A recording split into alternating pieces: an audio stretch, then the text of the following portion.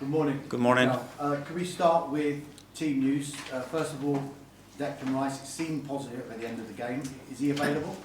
Well, let's see. I think with all the questions I'm going to get, the answer unfortunately is going to be the same. We have another training session in the afternoon.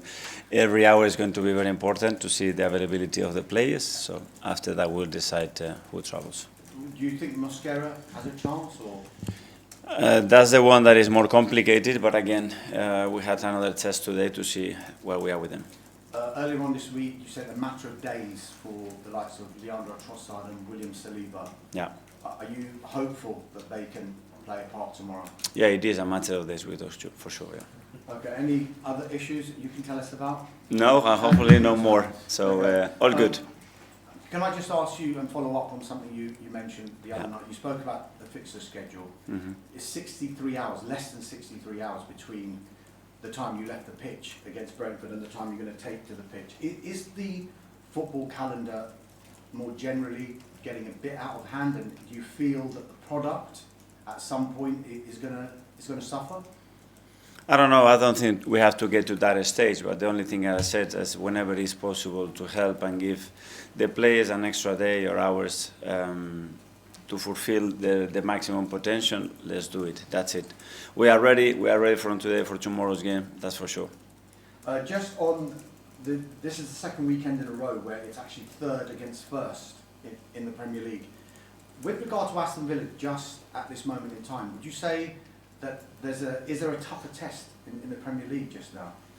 Well, for what they've been doing, the way they've been playing and winning matches, certainly is a team that is in great form, and we know that. We know obviously the manager and the incredible job that he's done there as well. So we know the task tomorrow, but we always take it as an opportunity. You mentioned the manager and the incredible job you say he's done. Is there extra motivation for him because he managed here and maybe it didn't work out as he would have liked? And does that make this game even harder? I don't know. I think when you look at Unai, his career and his motivation level everywhere that he's been and the impact that he's done, it's always been remarkable. So I don't know. That's a question for him. But in my opinion, he never needs anything extra. I think he's got enough on himself. I think the last 3 weeks on a Friday, we've been asking you whether the following week is going to be a statement week. Is it? How important is it? Well, we're here again, but given it is a team like Aston Villa and a team that you may have had a few problems against in the past few seasons, if a victory was to be achieved tomorrow, what kind of statement and message do you think that would send? That's consistency, again, to perform at the highest level and win another game. And then we will go back to the same question 3 days later in the Champions League and then at the weekend, because that's the nature of the game. And that's exactly how we have to take it every game. Thank you. Thank you. Hi, Mikel. Hello. Talking about making a statement, of course you played first this weekend before the likes of Manchester City played. If you were to win, what do you think it does for the pressure on your side of rivals?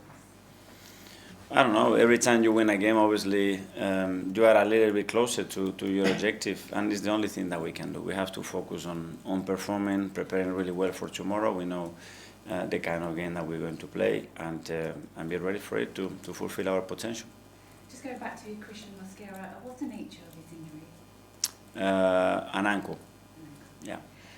Last weekend we saw you take Ricardo Calafiori off against Chelsea because he was on a yellow card. I know he's got 4 yellows. Mm-hmm. Is that something that plays into your mind when you're looking at the starting lineup, or is that more of an issue when the game starts? Both, but and especially the other day against Brentford, and especially with the situation that we had at the end of the game with the backline and the numbers that we have there. But it didn't happen, so good news. And just finally for me, talking about your backline, and of course I know you've had a couple of defensive injuries. Ollie Watkins has scored 3 Premier League goals this season, but 2 of them, of course, came against Brighton. Unai Emery said that the goals are coming for him. So what kind of a challenge does he pose to your defensive lineup tomorrow? Yeah, I think the collective threat that they have in terms of how they generate chances and what they do so well, and then obviously the individual quality that they have in front from different players. Hi Mikel, how are you? Very good, thank you. I saw Aston Villa win at Brighton this week, and I asked Unai Emery whether his team were title challengers to you, and he said, no, you're the favourites to win the Premier League. Are managers already playing mind games with you? I don't know. I think each manager gives his opinion, and that's it, and we have to respect that, and that's it.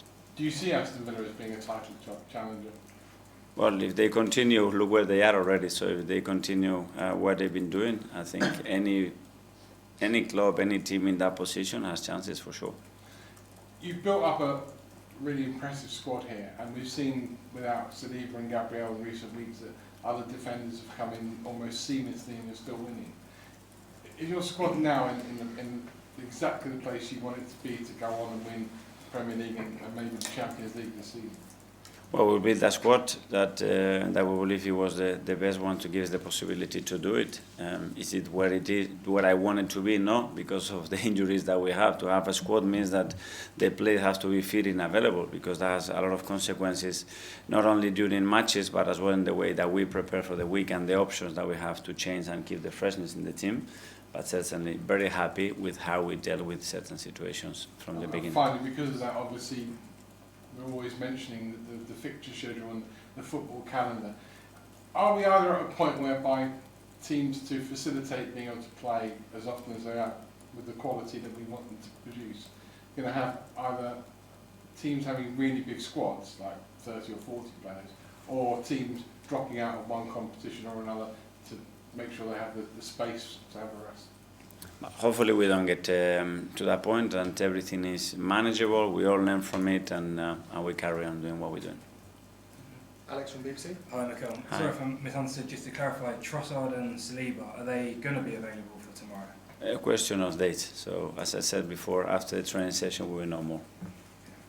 And then Mikel Merino, who's done such a good job playing as a striker for you, is there a possibility that even when everyone's fit, he could be an option as a number 9? Well, I think he has earned at least the thinking behind it for the way he's performing and the impact that he's bringing to the team. So that's a yes.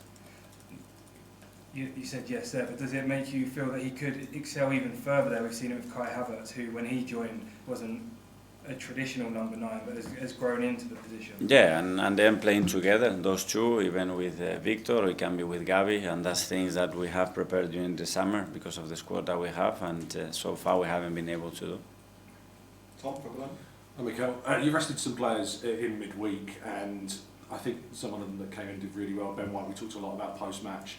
How difficult is it then when natural and more regular starters come back into the lineup, those conversations that you have with the player that's clearly done well, that finds themselves back on the bench once again?